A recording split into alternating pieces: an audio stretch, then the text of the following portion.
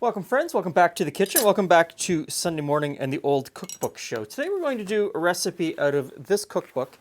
It's called Old and New British Recipes, collected for your pleasure and compiled for your convenience to aid British war relief, published in 1941.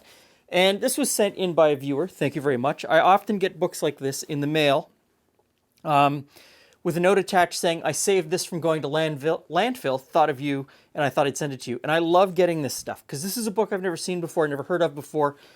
And when I initially opened the package, I thought it was an early World War II wartime recipe book. England and the Commonwealth entered World War II in 1939. So by 1941, the war is underway and rationing and those sorts of things were starting.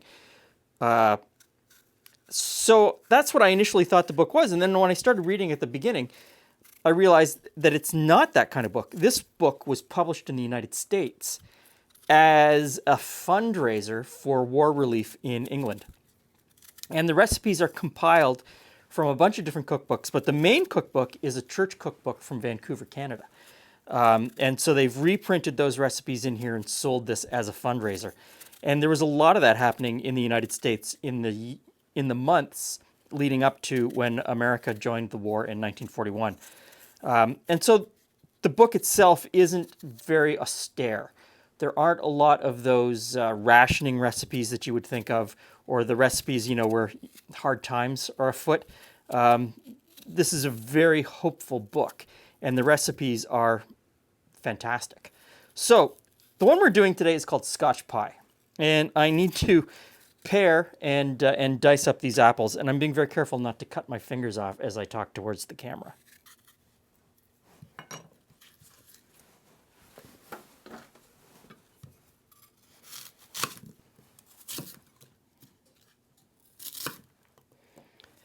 Now, the name of this recipe is Scotch pie. This was written in 1941. By 1941, in recipe books from England and Scotland that I have, the term Scotch isn't used. It's either Scottish or Scots. Scotch isn't used. Earlier cookbooks, much earlier cookbooks in the 1700s, and even the handwritten manuscripts from Scotland, both of these I'm saying from Scotland, the handwritten manuscripts, they often refer to recipes as Scotch, not Scots or Scottish. And I know today some people take great offense if they hear or see the word Scotch used in reference to certain things when they feel that it really should be Scots or Scottish. And that's kind of how language changes. And I know that even in the time period, it may have been offensive to some people to hear it.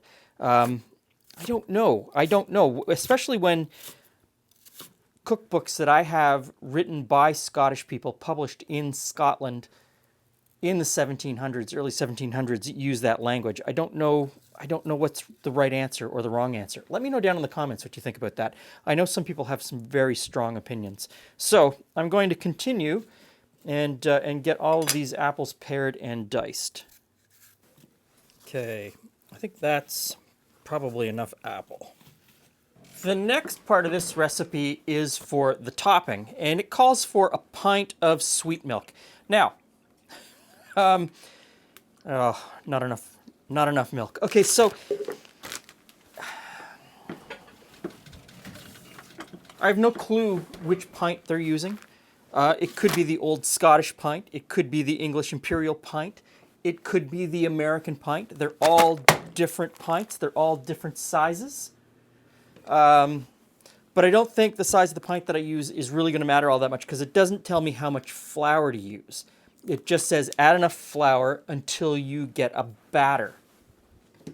And I'm assuming from that they want something akin to maybe a waffle batter or a pancake batter rather than a dough, something that you can pour on top. So I'm supposed to just use the pint of milk and keep adding flour until I get it all mixed together. And it says sweet milk, and sweet milk is just regular milk, not sweetened. It just means regular milk. In this time period, you would see sweet milk or fresh milk versus soured milk or buttermilk. And today, we would see it as buttermilk. Sour milk and buttermilk are roughly equivalent. So I've got the milk in there. This is the baking powder. I'm going to put that in first, whisk it in. I don't know how much of the flour I'm going to use. I've got 4 cups of flour here, and I'm hoping that that is way more than I need. So I'm just going to keep spooning and whisking and spooning and whisking until I figure it out. It would be much better to know how much flour and add the milk to the dry ingredients and whisk it together. Doing it this way, I'm afraid of clumps. I think it'll be okay though.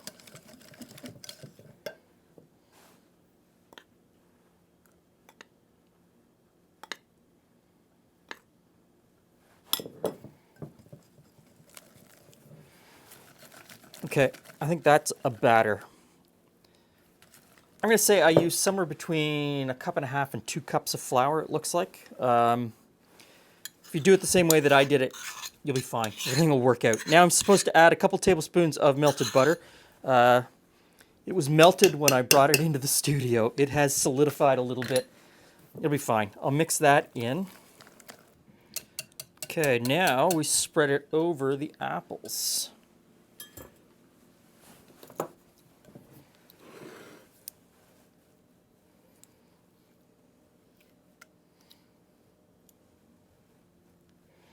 Okay, so I was probably a little overzealous with the number of apples I used. I've got a little bit of the batter left over. I don't want to put it in because it's going to puff up, and I don't want it to run all over the inside of my oven. As per usual, no baking instructions at all. We'll stick this in and we'll see what happens.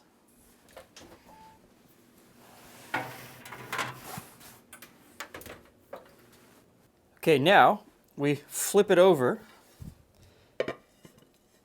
onto a plate.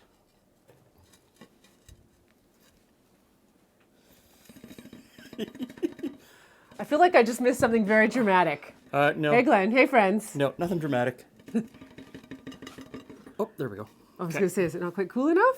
Well, Sometimes impatience is your enemy. I think it's cooled too much. Oh. I think I should have flipped it sooner while it was still, because it's hot, but it's hot enough that I can put my hands on. And the reveal. Ooh. You see, if it had, stuck in the bottom. yeah, if it had been a little bit hotter, the apple wouldn't have stuck on the bottom. It's kind of Still like really hot, though. yeah, it's still steaming. I was going to say, it seems like it's too hot to actually eat yet, but you know what I mean. So it's like an upside down I was going to say, I could cobbler. have just eaten the stuff you just scraped out of there to taste it. Upside down cobbler. But cobbler is usually all loose on the underneath part. Cakey tarte tatin.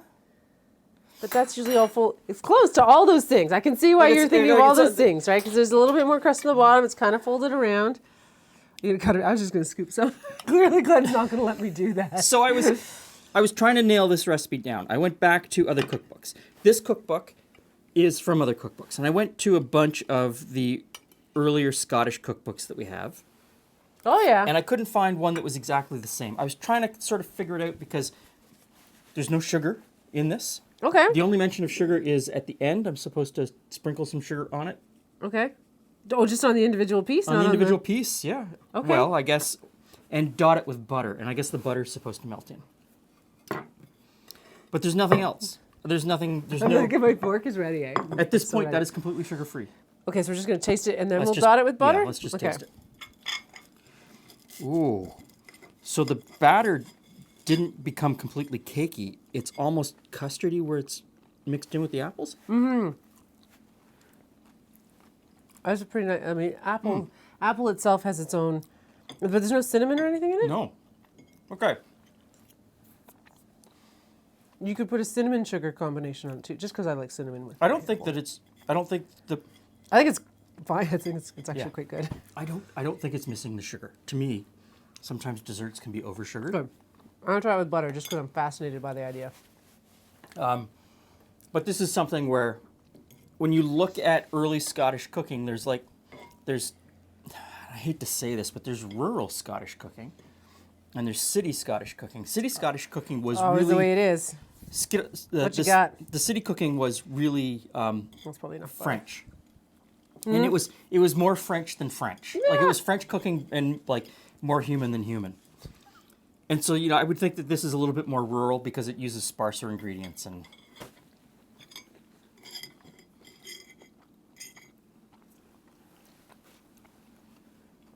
I'm not so sure the butter made a big difference. No. That last piece didn't have enough apple in it. Okay. So when you get a piece that doesn't have apple, it makes a big difference in the flavor. yeah. Yeah. Okay. You could add a little bit of sugar to the batter portion. Mm-hmm.